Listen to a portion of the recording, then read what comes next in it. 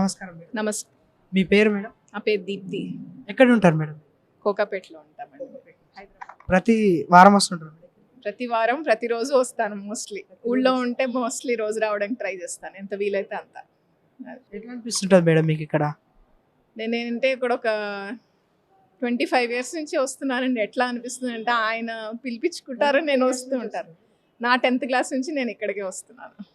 ప్రతిసారి ఉన్నంత ప్రతిసారి మండే కానీ థర్స్డే కానీ అలా రావటం. 25 ఇయర్స్ నుంచి వస్తున్నారంటే మీరు బాబాని ఎంతగానో నమ్ముతారో మాకు అర్థమవుతుంది మేడం. మీకు బాబాకు ఉన్న అనుబంధం ఏంటో ఒకసారి మా ప్రేక్షకుల కోసం చెప్పండి. అనుబంధం అంటే నేను నెక్స్ట్ ఏం చేయాలో ఏం చేస్తున్నా కూడా అన్నీ ఆయనే చెప్తారండి మాకు. అంటే ఏదైనా చిక్కొచ్చిన లైఫ్లో, ఏదైనా బాధ వచ్చినా, కష్టం వచ్చినా, సంతోషం వచ్చినా అన్నీ ఆయనే చూసుకుంటారు.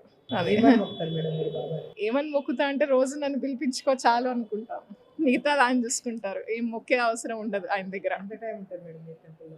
నేను వస్తా 5 మినిట్స్ అంతే. వస్తాను, మొక్కుతాను, సాయిరామ్ చెప్పుకుంటా, కాసేపు కూర్చుని వెళ్ళిపోతాను అంతే. 5 మినిట్స్ అంతే అండి. కానీ నా టైం అది ఆయనతోటి.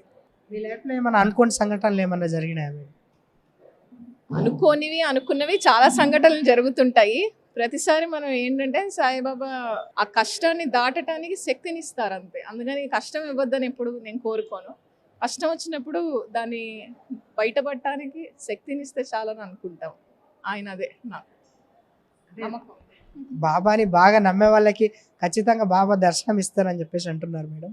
మీ లైఫ్లో ఎప్పుడైనా మీకు బాబా కనిపించి మీతో మాట్లాడిన సన్నివేశాలు ఏమైనా ఉన్నాయా? రోజు ఆయనే పిలిపించుకుంటున్నారు, ఇంకే ఉంటుందండి. రాలా కల్లోకి రావాల్సినదే ఉంది. రోజు వస్తా కదా, రోజు ఆయనే పిలిపించుకుంటారు అంతే. ఆయనదే. అంటే ఇప్పుడు బాబా పారాయణం మీరు చదువుతారా మేడం? లేదు, నేను ఓన్లీ ఓం సాయిరామ్ అనుకుంటా 108 టైమ్స్ అనుకుంటా రోజు అంతే, వీలైనంత వరకు.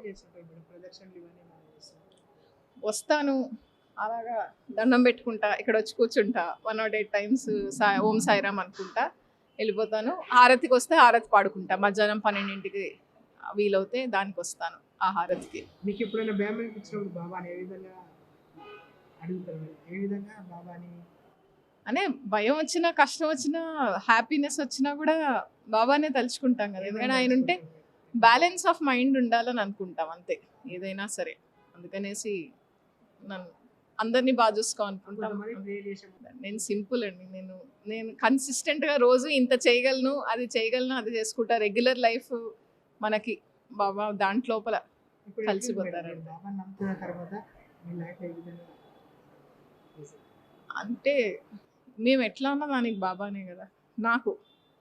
నాకు స్పెసిఫిక్గా నేను హ్యాపీగా ఉన్నాను. మంచి జాబు ఏదున్నా కూడా, మా పిల్లలు, మా లైఫ్, మా ఇల్లు, మా ఫ్యామిలీ అందరము, అది బాబా నాకు ఆయనే.